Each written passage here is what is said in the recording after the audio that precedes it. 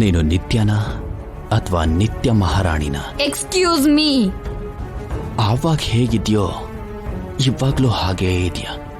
ಏನು ಬದಲಾಗಿಲ್ಲ. ಯಾಕೆ ಬಂದೆ? 12 ವರ್ಷ ಆದ್ಮೇಲೆ ಬಂದವನ್ನ ಹೇಗಿದ್ಯಾ ಅಂತ ಕೇಳಬೇಕೆ ಹೊರತು ಯಾಕೆ ಬಂದೆ ಅಂತ ಕೇಳ್ತಾರ?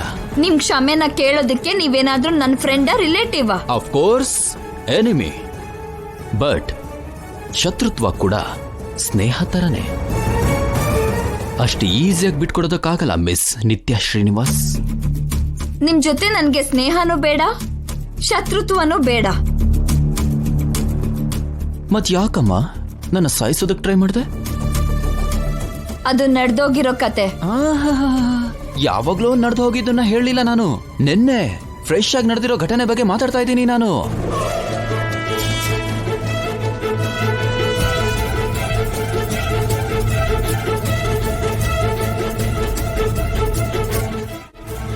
ಹನ್ನೆರಡು ವರ್ಷದ ಹಿಂದೆ ನನ್ನ ಮೇಲೆ ಅಟ್ಯಾಕ್ ಮಾಡಿದೆ. ಲಕ್ಕಿಯಾಗಿ ನಾನು ಬದುಕ್ಬಿಟ್ಟೆ.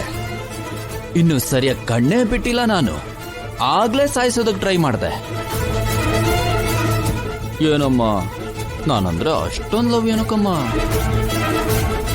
ಓಹೋ, ಕೋಮದಿಂದ ಹೊರಗೆ ಬಂದು ಬಾಯಿ ಬಿಟ್ಟು ನಮ್ಮ ಡಿಪಾರ್ಟ್ಮೆಂಟ್ಗೆ ಎಲ್ಲ ಹೇಳ್ಬಿಟ್ರೆ ನಿನ್ ಪರೋಲ್ ರದ್ದಾಗಿ ಪರ್ಮನೆಂಟ್ ಆಗಿ ಜೈಲಲ್ಲಿ ಇರ್ಬೇಕಾಗಿ ಬರುತ್ತೆ ಅಂತನಾ? ಇವನೇನ್ ಮಾಮೂಲಿ ಅವನಲ್ಲ ಸಾರ್. ನಿಮ್ಗೆ ಗೊತ್ತು? ಬೈ ಬರ್ತ್ ನಿಮ್ ಮೇಡಮ್ಗೆ ಬುದ್ಧಿವಂತಿಕೆ ಇದ್ರೆ ಬೈ ವರ್ಕ್ ನಾನ್ ಪೊಲೀಸ್ ಆಗಿದ್ದೀನಿ. ಎಷ್ಟು ಬೇಕು? ಏನ್ ಬೇಕು ಅಂತ ಕೇಳು. ಏನ್ ಬೇಕು?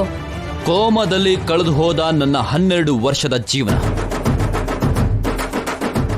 ಸಾರ್, ದುಡ್ಡಾದ್ರೆ ಕೊಟ್ಬಿಡ್ಬೋದು, ಕಳೆದು ಹೋಗಿರೋ ಸಮಯ ಹೇಗ್ ಕೊಡಕ್ಕಾಗತ್ತೆ ಸರ್? ಹಾಗಾದ್ರೆ ನಿಮ್ ಮೇಡಮ್ನೇ ಕೊಟ್ಬಿಡು.